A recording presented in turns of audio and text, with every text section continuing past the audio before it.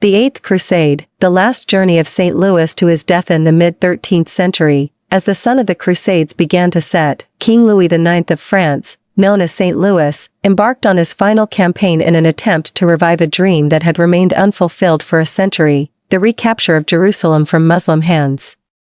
The Eighth Crusade was the last major expedition led by a venerable European monarch, but it turned into a journey of despair, ending with the death of its leader in a distant land, far from the Jerusalem he had dreamed of. Historical background: a changing world. After the fall of Jerusalem to Saladin in 1187, the Crusaders repeatedly tried to reclaim it but failed. The Seventh Crusade, 1248 to 1254, led by Louis IX himself, ended in disaster at the walls of Mansoura in Egypt, where the Crusader army was defeated and the king was captured, forced to pay a massive ransom for his release. Yet, he never abandoned his dream. In the following decades, the threat of the Mamluks grew stronger as they established a powerful state in Egypt and Syria under leaders like Baibars. Antioch, one of the most important Crusader cities, fell to them in 1268, sending shockwaves through Europe. Louis IX felt the time had come for a new campaign, but this time, the circumstances were harsher. Planning the crusade, a controversial decision unlike previous crusades that headed directly to Egypt or the Levant, Louis IX decided to change course and target Tunis. This decision was puzzling, as Tunis had never been a traditional Crusader objective. Historians attribute this shift to the influence of his brother, Charles of Anjou, King of Sicily, who convinced him that the Hafsid ruler of Tunis, Muhammad I al-Mustansir, might be willing to convert to Christianity or at least ally with the Crusaders against the Mamluks. However, this advice was questionable. While the Hafsids were enemies of the Mamluks, they were not prepared to wage war on behalf of the Crusaders. Nevertheless, Louis IX insisted on the plan, perhaps hoping to secure a nearby base before advancing eastward. The journey to Tunis, the beginning of the end. In the spring of 1270, Louis IX sailed from France at the head of an army comprising thousands of knights and foot soldiers. Morale was high at first, but problems arose early. Some troops arrived late, and ships were battered by storms in the Mediterranean. When they finally reached the shores of Tunis in July, they landed near the ancient city of Carthage but found nothing as they had expected. Instead of a welcoming Tunisian ruler, the Crusaders faced fierce resistance. They were trapped in their camp under the scorching summer sun while the Tunisians cut off their water supplies. Soon, epidemics, especially dysentery and typhoid, spread due to poor sanitation and a lack of clean water. The death of the king, the end of the crusading dream. On August 25, 1270, Louis IX died after a brief struggle with illness. His last words were said to be Jerusalem, a cry for the city he never reached. His death was a devastating blow to the Crusader army, which lost both its spiritual and military leader. His son, Philip III, took command, but he was young and inexperienced. Louis's brother, Charles of Anjou, arrived with reinforcements from Sicily but found the army in a pitiful state. He had no choice but to negotiate with al-Mustansir, who agreed to pay tribute in exchange for the Crusaders' withdrawal. Thus, the campaign ended without achieving any strategic objective. Aftermath: the decline of crusading zeal. The exhausted army returned to Europe, carrying the body of Louis IX, who was later canonized as a saint. But the Eighth Crusade marked the end of an era. A few years later, Prince Edward of England, later Edward I, launched what became known as the Ninth Crusade, 1271 to 1272, but it achieved only a temporary truce. In the end, the last Crusader strongholds, such as Acre, fell in 1291, ending 2 centuries of Crusader presence in the East. The Eighth Crusade was an example of flawed planning and shattered dreams. It was the journey of a saintly king who sought glory but found death in the scorching sands of Tunis. The Eighth Crusade, St. Louis' final journey between dream and dust. In the summer of 1270, as the winds of history swept through medieval Europe, King Louis IX of France, later St. Louis, embarked on his fateful final voyage. This crusade represented the last chapter in a 2-century-long series of holy wars, a desperate attempt to revive the fading dream of reclaiming the Holy Land as the Mamluks rose to power in the Islamic East. A quarter-century earlier, Louis had led the Seventh Crusade that ended disastrously at the walls of Mansoura in Egypt, where he was captured by the Mamluks and forced to pay a king's ransom for his freedom. Yet this bitter defeat only strengthened his resolve to continue what he saw as a sacred religious duty. The pious French king never abandoned his dream of seeing the cross fly once more over Jerusalem's walls, that city which held such profound significance in the Christian imagination. A.S. Lewis prepared his new campaign. The Levant was undergoing dangerous transformations. With the Ayyubid dynasty's collapse, the Mamluks emerged as a formidable new power under fierce leaders like Baibars. The Crusaders now faced a more dangerous enemy than before. Baibars was not only a skilled military commander but a shrewd politician who united the Islamic front against the Crusader states. The fall of Antioch in 1268 struck Europe like a thunderclap. The Mamluks massacred most of the city's Christian inhabitants and destroyed its monuments, reviving memories of earlier crusading tragedies. News of the slaughter reached Louis as he prepared his campaign, further fueling his determination to pursue his crusading mission. Yet the world Louis set out to conquer in his final crusade was not the same world that had witnessed the First Crusade. The balance of power had shifted, political circumstances had changed, and the idea of crusading had lost much of its luster in Europe. The religious fervor that once inflamed European hearts in the 11th century had dimmed, replaced by more complex political and economic calculations. In this tense atmosphere, Louis made a puzzling decision that baffled contemporaries and historians alike. Instead of heading directly to Egypt or Syria as before, he suddenly redirected his crusade toward Tunis in North Africa. This abrupt change of course stemmed from the influence of his ambitious brother Charles of Anjou, King of Sicily, who convinced Louis that the Hafsid ruler Muhammad I al-Mustansir might convert to Christianity or at least ally with the Crusaders against the Mamluks. But behind these religious pretexts lay hidden political motives. Charles sought to expand his influence in the western Mediterranean and weaken the Hafsid rivals to his Sicilian kingdom. Tunis's strategic position on maritime trade routes also made it a tempting prize. Thus Louis found himself leading a campaign where religious and political motives, ideals, and worldly interests became hopelessly entangled. When the Crusader fleet sailed from Aigues-Mortes in southern France in spring 1270, Louis carried with it great hopes and even greater dreams. But fate had prepared a tragic ending for him in a land he never intended to reach. The Crusader army arrived off the Tunisian coast in July under scorching summer heat, disembarking near the ruins of ancient Carthage where they established camp in an unhealthy location with impure water. Almost immediately, problems multiplied. The Tunisian ruler, expected to welcome or surrender to them according to Charles's predictions, instead declared resistance and shut the city gates. The Crusaders found themselves trapped in an overcrowded camp under the Tunisian sun, suffering from shortages of supplies and clean water. Disease soon ravaged the Crusader camp. Epidemics of dysentery and typhoid claimed hundreds of soldiers and knights unaccustomed to North Africa's harsh climate. Among the victims were Louis's own sons, who fell ill and died one after another before his helpless eyes. On August 25, 1270, just 1 month after reaching Tunis, King Louis IX breathed his last. Historical accounts claim his final word was Jerusalem, a dying reference to the holy city he dreamed of liberating until his final moment. The Crusader king died far from Jerusalem, in a strange land never part of his original plans. After Louis's death, command passed to his inexperienced young son Philip III. When Charles of Anjou finally arrived with his Sicilian forces, he found the Crusader camp transformed into a vast field hospital overflowing with the sick and dying. With no alternatives, Charles negotiated a humiliating withdrawal agreement with al-Mustansir in exchange for financial compensation. The Eighth Crusade was an abject failure by any measure. A saintly king of France had died in a distant land without achieving any of his goals, religious or political. When the Crusades' remnants returned to Europe bearing Louis's body, they carried with them the end of an entire era in European history. Louis IX's death in Tunis marked the conclusion of major crusades led by European monarchs.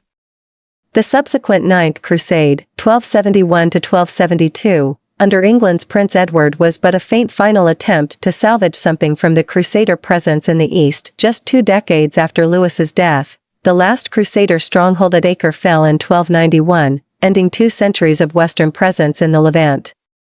The Eighth Crusade became the tragic finale to the dream of reclaiming the Holy Land, a dream born in great religious fervor in the 11th century that expired with a saintly king's death in Tunisia's burning sands in the 13th century. Today, 7 centuries after these events, the story of the Eighth Crusade remains a historical lesson in how great dreams become disasters when religious motives mix with political interests, and when leaders turn deaf ears to reason and reality.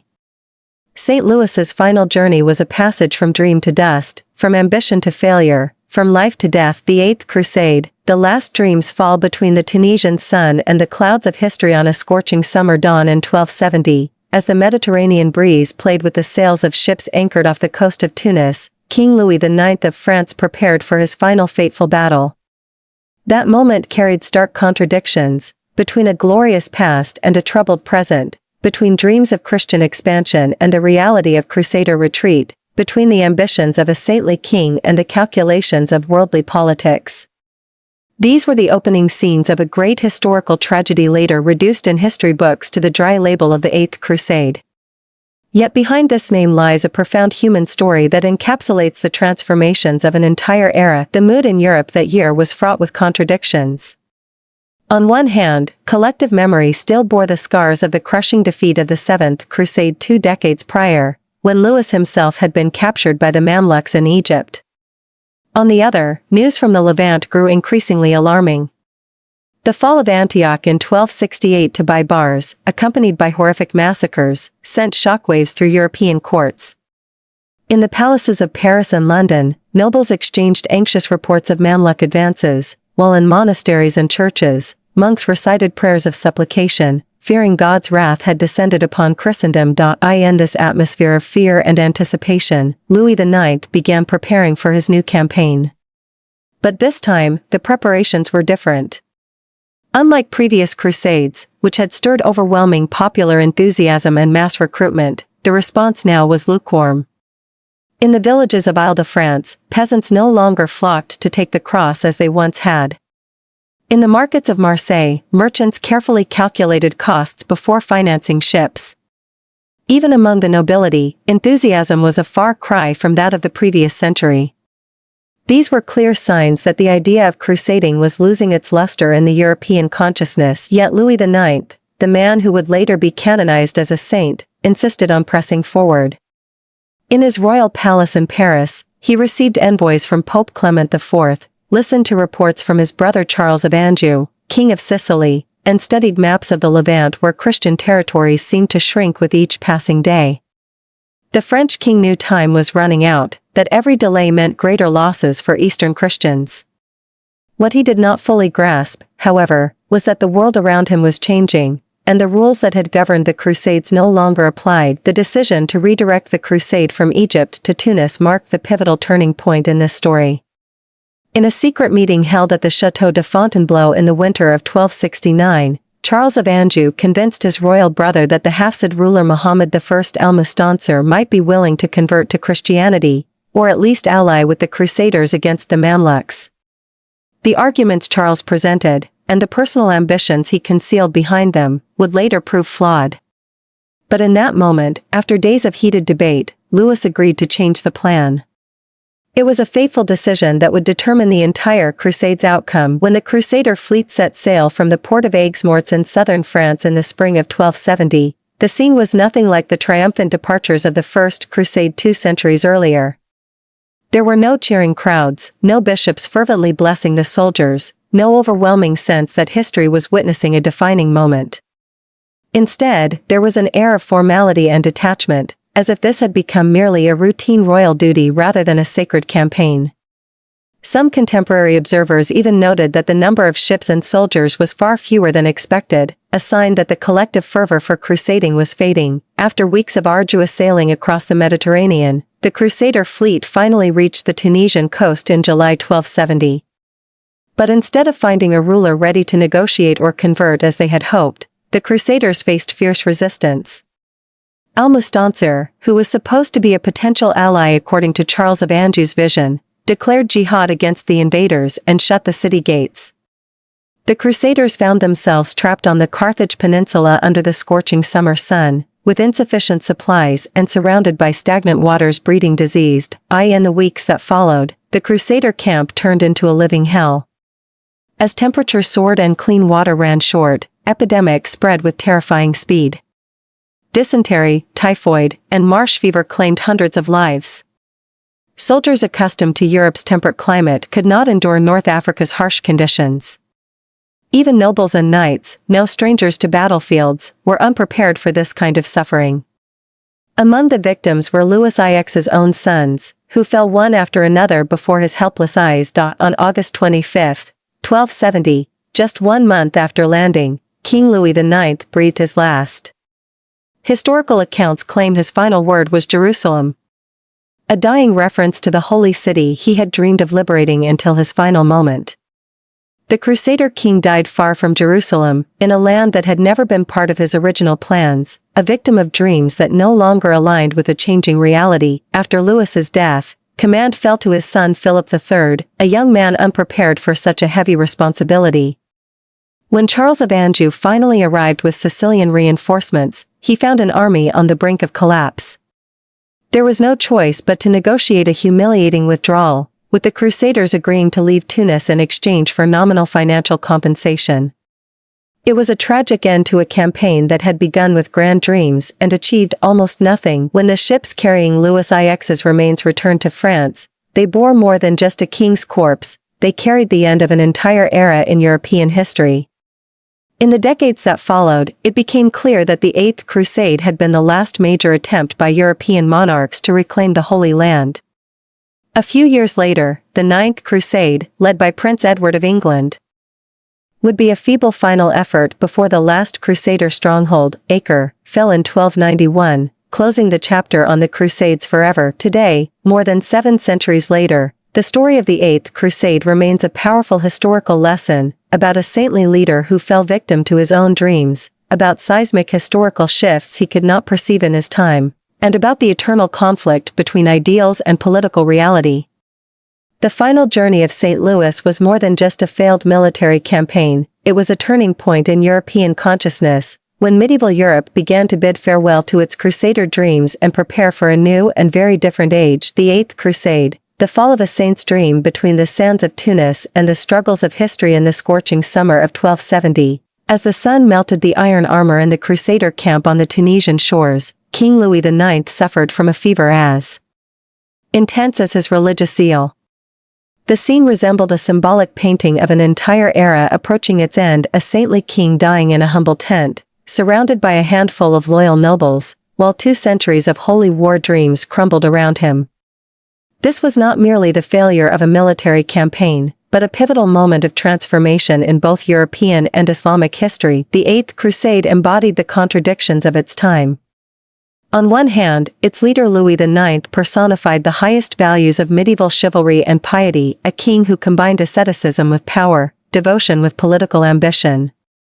On the other, the crusade itself reflected the clear decline of the crusading ideal, where religious motives became entangled with narrow political calculations, and worldly gains overshadowed sacred objectives. When Louis left France at the head of his fleet that spring, he carried more than just an army.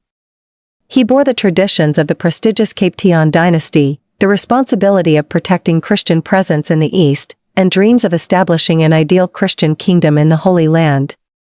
But he also carried grand illusions, fed by his brother Charles of Anjou, King of Sicily, about converting the Tunisian ruler to Christianity or at least forming a strategic alliance against the Mamluks. The scene at the port of Aigues-Mortes during departure paled in comparison to the heroic depictions of the First Crusade chroniclers.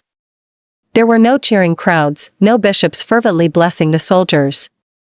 Even the number of ships and troops fell short of expectations, evidence that crusading fervor was waning.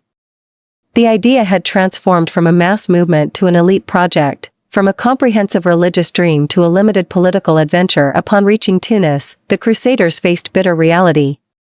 Instead of their anticipated welcome, they met fierce resistance.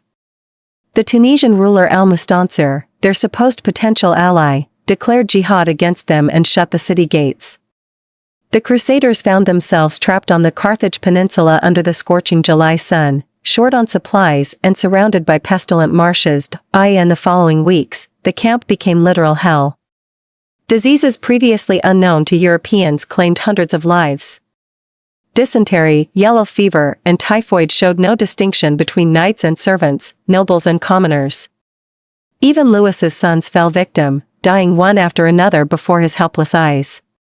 The scene was tragic by any measure, the Crusader army, once symbolizing European military might, melting away under the African sun without fighting any significant battle. On August 25, 1270, Louis IX breathed his last. His final word, Jerusalem, was a last cry for an unfulfilled dream. His death marked not just the end of a king, but of an entire era in European history. He was the last great European monarch to seriously and sincerely undertake the crusading project. After his death, Charles of Anjou attempted salvage operations. Arriving with Sicilian reinforcements, he found the army in pitiable condition. The only option was negotiating a humiliating withdrawal. The Crusaders left Tunis after receiving payment from the Hafsids, a complete inversion of Louis's expected scenario. When the ships returned to France carrying the king's remains, they bore more than just a corpse. They carried the end of an epic.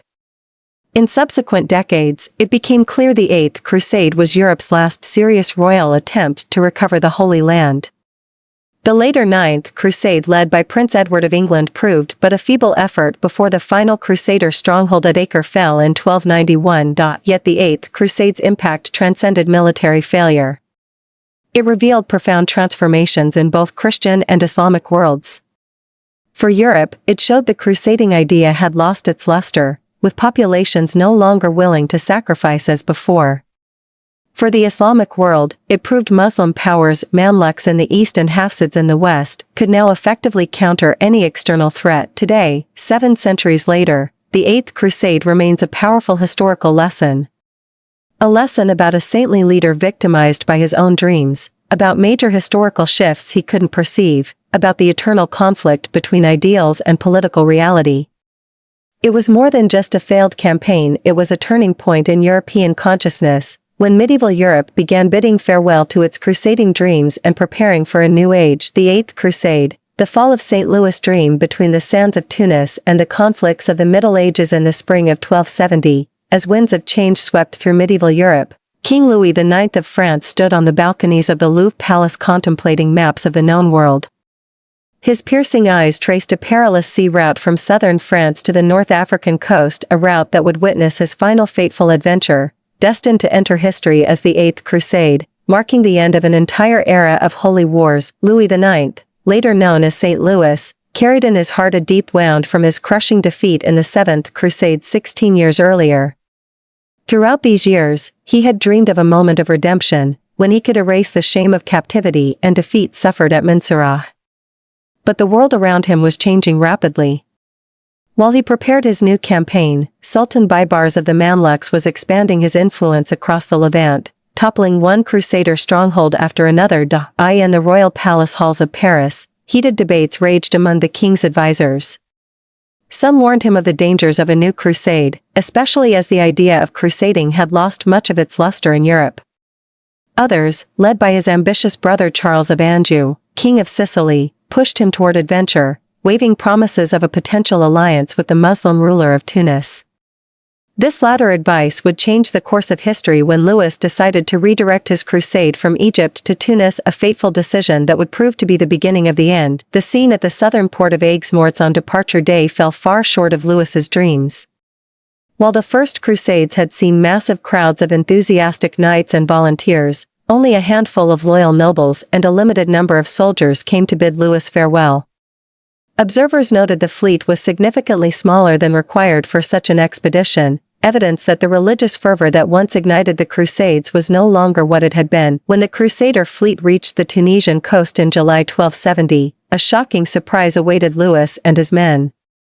Instead of the promised welcome from Charles of Anjou, they found a Tunisian army ready for battle. Al-Mustansir, the ruler of Tunis, was not the potential ally his brother had portrayed, but a resolute Muslim leader who refused any negotiation with the Crusader invaders.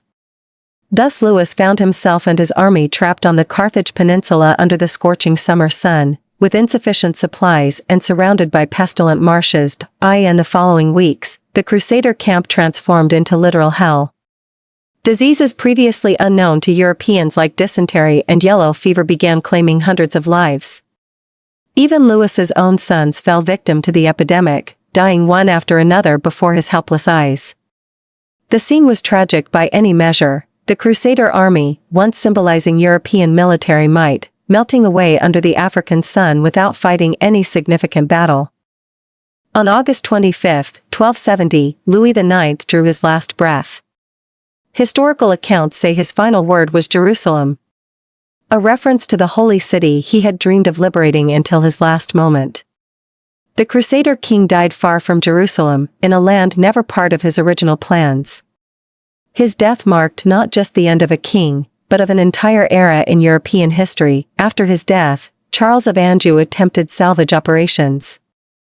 Arriving with Sicilian reinforcements, he found the army in pitiable condition. The only option was negotiating a humiliating withdrawal. The Crusaders left Tunis after receiving payment from the Hafsids, a complete inversion of Louis's expected scenario. When the ships returned to France carrying the king's remains, they bore more than just a corpse. They carried the end of an epic. In subsequent decades, it became clear the Eighth Crusade was Europe's last serious royal attempt to recover the Holy Land. The later Ninth Crusade led by England's Prince Edward proved but a feeble effort before the final Crusader stronghold at Acre fell in 1291. Yet the Eighth Crusade's impact transcended military failure. It revealed profound transformations in both Christian and Islamic worlds. For Europe, it showed the crusading idea had lost its appeal, with populations no longer willing to sacrifice as before.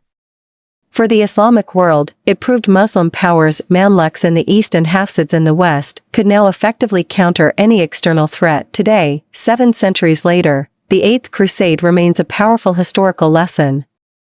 A lesson about a saintly leader victimized by his own dreams, about major historical shifts he couldn't perceive, about the eternal conflict between ideals and political reality. It was more than just a failed campaign, it was a turning point in European consciousness, when medieval Europe began bidding farewell to its crusading dreams and preparing for a new age. The Eighth Crusade, clashing agendas and disappointments in the sands of Tunis and the royal palace of Fontainebleau during the winter of 1269, a group of Europe's most powerful men gathered around a table covered with maps of the Mediterranean. King Louis IX sat silently while his ambitious younger brother Charles of Anjou, King of Sicily, enthusiastically pointed to the North African coast. That moment marked the beginning of an unholy alliance between religious idealism and political ambition that would lead to one of the most tragic chapters in Crusader history. Charles of Anjou, known for his political acumen and diplomatic cunning, played a double game. To his royal brother, he presented himself as a loyal advisor concerned with Christianity's interests. Yet in secret correspondence with the papacy, he promoted his own plan to make Tunis a base for his Mediterranean influence.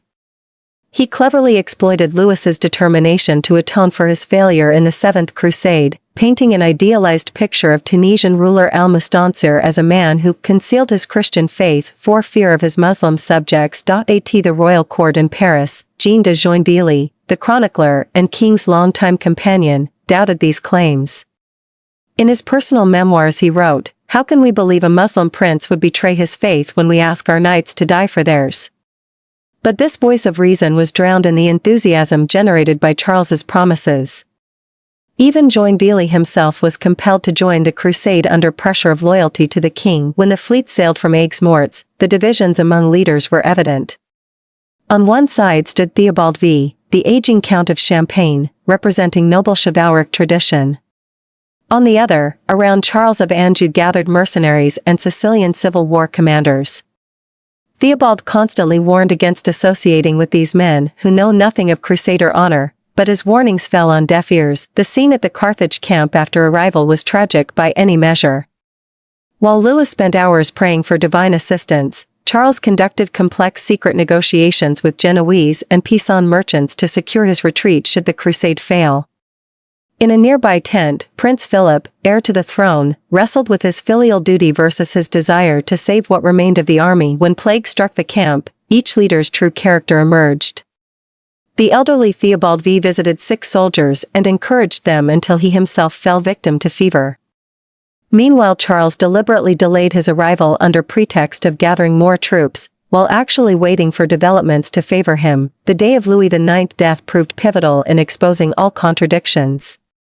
While the royal body still lay warm, violent arguments erupted between Charles's and Philip's factions over who should lead. The scene became so disgraceful that some French knights chose to depart Tunis immediately rather than submit to Charles's command. In subsequent weeks, the Crusader camp became a marketplace of sordid bargains. Charles auctioned military positions to the highest bidders while Philip vainly tried preserving some dignity for the campaign. Some historians even note Charles hired Muslim pirates to protect his personal ships during withdrawal, abandoning common infantry to their fate. The greatest irony came in final negotiations with al-Mustansir. While presenting themselves as liberators of the Holy Land, the Crusaders ultimately accepted financial tribute from a Muslim ruler in exchange for departure. Charles, who portrayed himself as Christianity's defender, hesitated not at all in taking Tunisian gold to save his remaining forces. When ships returned to Europe, each leader carried his own narrative. Charles of Anjou, having lost much influence, blamed the deceased Louis. Philip III, now king, worked to cleanse his father's record of failure. Joinville spent his remaining years writing about how men like Charles had betrayed the Crusader cause. The Eighth Crusade's ultimate failure stemmed not just from Muslim strength or nature's cruelty. It was destroyed by internal contradictions among leaders, each pursuing different agendas.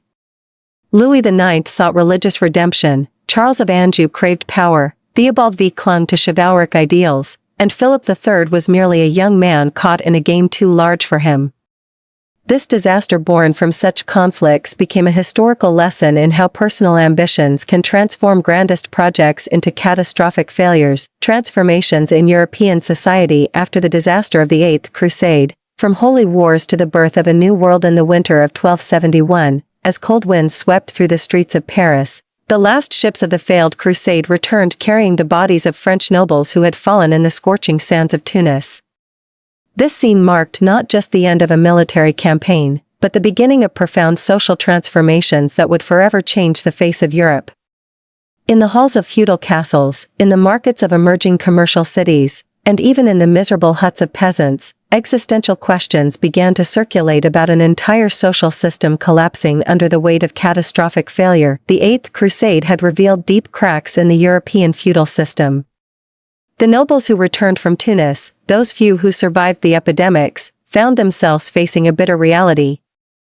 They had spent their fortunes equipping the crusade, mortgaged their lands, only to return empty-handed. In the castle of the Count of Champagne, the heirs of Theobald V sat at an empty dining table while their debts to Genoese merchants exceeded the value of all their possessions. This scene repeated itself in dozens of castles across France and England, where knights who had once been feudal lords became burdens on their remaining followers. In the major cities, a silent revolution was taking place. The merchants of Marseille, who had financed a large part of the crusade, began demanding political rights in exchange for the nobles' debts. In the archives of Genoa in 1272, we find the first known document where merchants threatened to confiscate the lands of a French nobleman who failed to repay his loans. The balance of power was beginning to tilt in favor of the emerging bourgeoisie, a class that had barely existed a few decades earlier. The Catholic Church, the backbone of European society, found itself on the defensive. Peasants in the villages of Provence openly mocked priests who had blessed the crusade and promised certain victory. In some regions, popular religious groups rejecting papal authority emerged, advocating for a more direct form of faith. One such group, known as the Brethren of the Free Spirit, began spreading through Germany and France, preaching that God needs no crusaders to rule the world. In the countryside, the transformations were even more dramatic. Peasants who had lost their sons in the failed crusade began refusing to pay exorbitant taxes to feudal lords. In Normandy, the first major peasant uprising was recorded in 1273, when peasants burned down the castle of a local count who refused to reduce taxes after losing most of his men in Tunis. These events paved the way for the great peasant revolts that would sweep Europe in the 14th century. In the realm of culture and arts, a new wave of satirical literature emerged. Troubadours began mocking knights and nobles, portraying them as fools leading young men to death in distant deserts. A popular poem circulating at the time said, "They went to liberate Jerusalem, only to find their graves in the sand." This literature reflected a radical shift in European popular consciousness. The family structure also underwent significant changes. With the loss of thousands of men in the Crusade, women were forced to take on unfamiliar roles.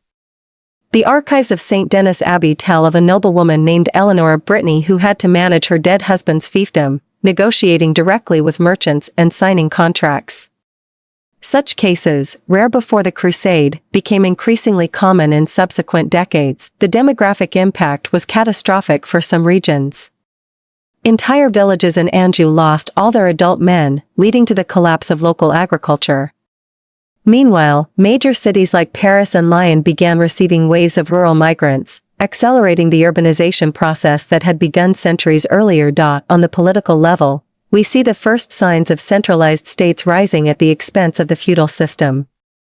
King Philip III, who inherited a throne burdened with debt and defeat, began relying increasingly on a bureaucracy of educated townspeople rather than feudal nobles.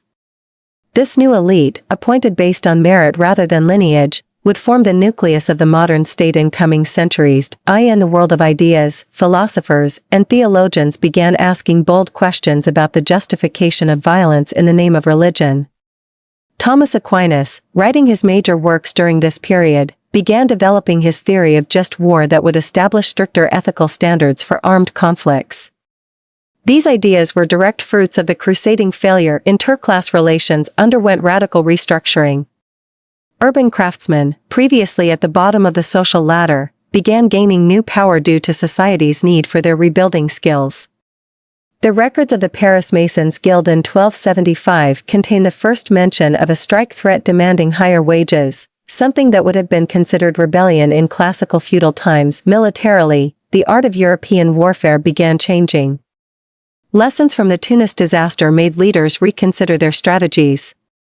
We begin to see the emergence of small professional armies instead of disorganized feudal levies. This transformation had profound social implications, as knights gradually lost their position as the heart of European forces. Economically, capital shifted from financing crusades to domestic investments. Instead of funding ships for distant wars, merchants began investing in safer trade routes and urban infrastructure improvements. These economic changes laid the foundations for the European Renaissance 2 centuries later. Europe's relations with the Islamic world also transformed. With crusades losing their appeal, European merchants sought ways of peaceful commercial coexistence with the Muslim world. Cities like Venice and Barcelona saw the establishment of permanent Muslim merchant communities for the first time in centuries. Religiously, the Church began reshaping its discourse. Instead of calling for holy wars, the focus shifted to internal reform and peaceful missionary work. This change in rhetoric directly reflected shifting European popular sentiment, weary of human sacrifices in distant wars. Ultimately, the failure of the Eighth Crusade served as the shock that awakened Europe from its long medieval dream and pushed it toward a new age. The social transformations following the disaster weren't merely reactions to military defeat, but the rebirth of a European society beginning to search for a different identity, away from the illusions of holy wars and feudal noble rule. From the ashes of this disaster, modern Europe would be born. Economic impacts of the Eighth Crusade, a financial earthquake that reshaped Europe. In the halls of the Louvre Palace in Paris during 1272, King Philip III sat surrounded by his financial advisors, their faces pale before a pile of documents recording unimaginable debts accumulated after the Tunisian disaster. The scene reflected a financial earthquake that shook the foundations of Europe, where the Eighth Crusade transformed from a military adventure into an economic turning point that altered the course of European history. In the French countryside, feudal castles witnessed tragic scenes. The Count of Provence, who had led 100 knights to Tunis, returned to find his properties seized by Genoese merchants who had financed his expedition. His wife and daughters were forced to live in a small wing of the castle while creditors took over the main halls. This scenario repeated itself across dozens of feudal estates throughout France and England, where nobles who had been lords of manors overnight found themselves at the mercy of merchants and moneylenders. The streets of Marseille presented a completely different picture. The new mansions of merchant upstarts were adorned with the finest Eastern goods, while bankrupt nobles competed to sell their family crests to these rising bourgeois. Pierre Moreau, a simple wine merchant who had financed 3 ships for the crusade, suddenly became one of the city's wealthiest men after seizing the lands of a local count who couldn't repay his debt. These dramatic transformations were creating a new class system, where wealth was no longer tied to noble blood but to one's ability to exploit economic opportunities. In Genoa, a silent financial revolution was underway. Bankers like the Spinola family began developing complex credit systems, learning from the risks of crusade financing. Their meticulously kept records show how they evolved from mere financiers into political players, able to lend to kings themselves in exchange for commercial and political concessions. The agricultural countryside faced an existential crisis. Entire villages in Normandy were emptied of able-bodied men, driving workers' wages to unprecedented levels. Peasants who had been serfs tied to the land the day before now found themselves free men demanding high wages, as labor became a scarce commodity after the enormous human losses in Tunis. At the Champagne fairs, new financial practices emerged. Flemish and Italian merchants began dealing in bills of exchange instead of traditional coins, inventing primitive forms of securities. These innovations were a direct response to the liquidity crisis following the failed crusade, as precious metals became scarce due to massive military expenditures. In Mediterranean ports, the marine insurance industry was born. Pisan merchants, who had lost entire ships in the crusade, began developing risk-sharing systems, driven by the need to protect their investments from disasters like the one they experienced during the Tunisian campaign. Within church corridors, another conflict raged. Pope Gregory X tried in vain to collect a new tithe to finance another crusade, but European bishops refused, pointing to empty local treasuries after the recent disaster. This unprecedented rebellion against papal financial authority marked the beginning of the end of the Church's system for funding holy wars. In craft workshops, signs of technological revolution appeared. Masons' guilds in Paris began experimenting with new construction methods requiring less labor, while watermills in northern France developed more efficient power transmission systems. These innovations were attempts to adapt to labor shortages after the Crusades' demographic losses. Currency markets descended into chaos. The value of silver coins deteriorated due to excessive minting to finance debts, while new Italian gold coins emerged as reliable exchange mediums. This monetary shift reflected a fundamental change in the European economy from local to Mediterranean. Royal palaces saw the emergence of new financial bureaucracies. Philip III, who inherited enormous debts from his father, established the first permanent royal financial council, appointing specialists from the middle class to manage state finances instead of traditional nobles. In Hanseatic cities, an unprecedented commercial alliance formed. Cities like Lübeck and Hamburg exploited the power vacuum resulting from the nobles' crisis to strengthen their economic independence, forming the nucleus of what would later become the powerful Hanseatic League. English countryside witnessed peasant revolts. Feudal lords trying to recoup crusade losses through exorbitant taxes faced violent rebellions, most notably the Norfolk Uprising of 1275, where peasants burned tax records and expelled collectors. At Cluny Abbey, monks anxiously recorded radical shifts in donation patterns. Noble donations sharply declined while merchant donations increased, gradually making the church dependent on commercial rather than feudal interests. In German border regions, a new settlement system emerged.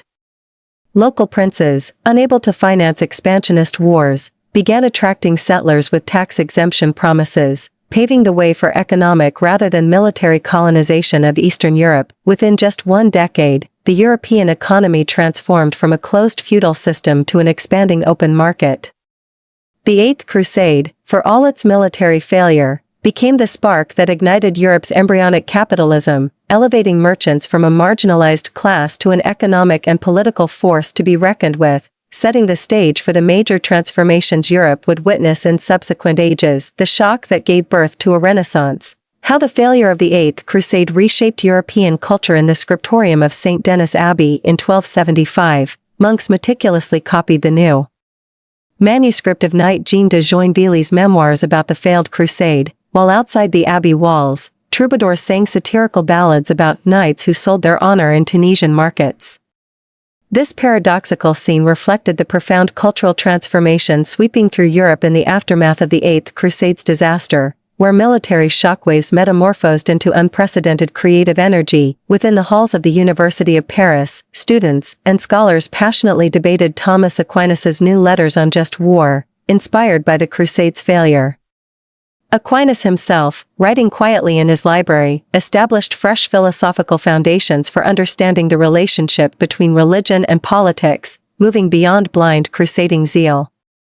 These writings formed the nucleus of a new, more rational and critical thinking that would later influence the Renaissance. In the workshops of Siena and Florence, an artistic revolution was unfolding.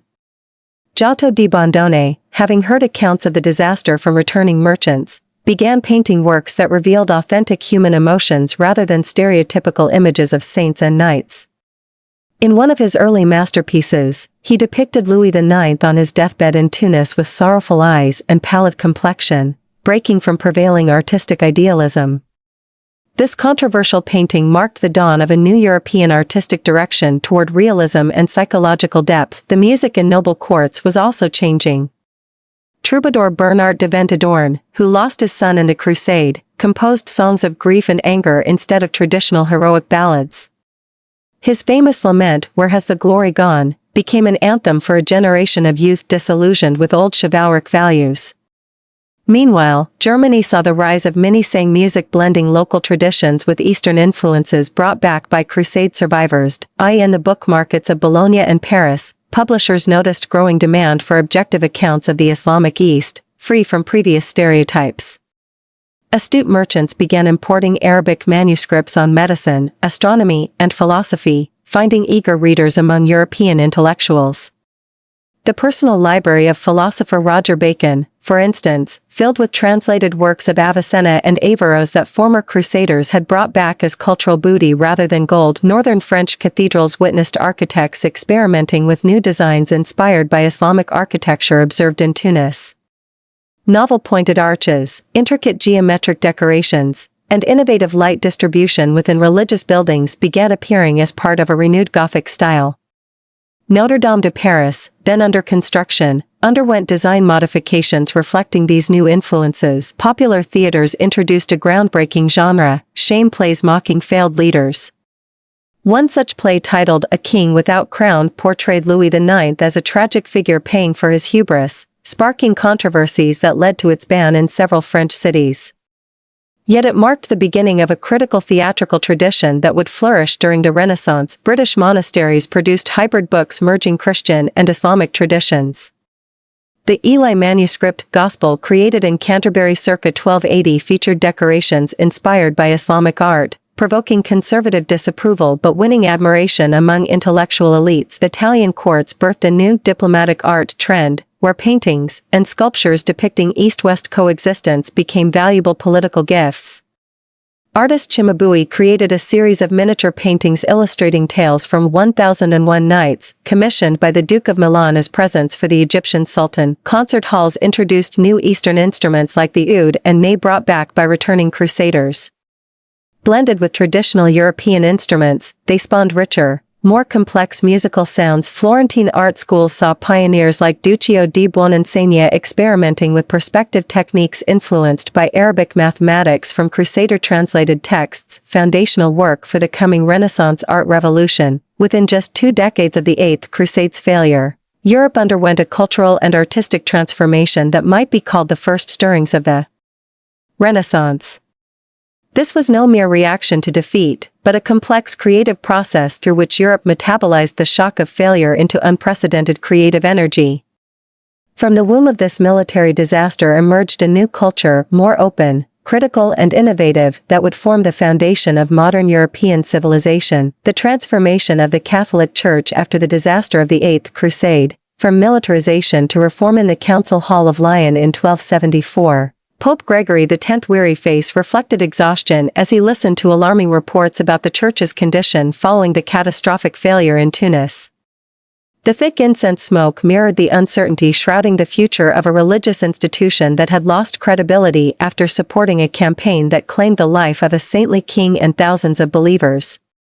On that historic day, the Catholic Church began the most significant self-reformation in its medieval history. Within Vatican corridors, secret documents were being carefully prepared for a radical financial policy change.